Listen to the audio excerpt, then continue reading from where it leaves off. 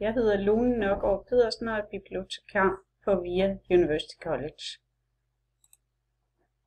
I skal nu arbejde med kildekritik.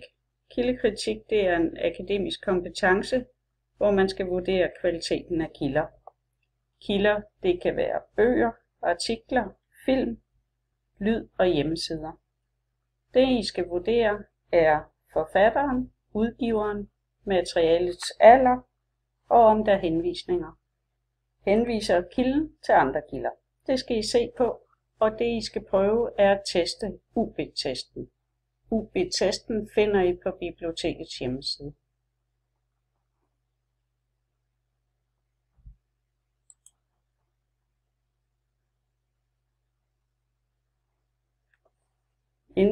Inden vi mødes næste gang, har I prøvet kildekritik i UB-testen, og bagefter skal I finde en kilde, som I skal arbejde videre med på klassen.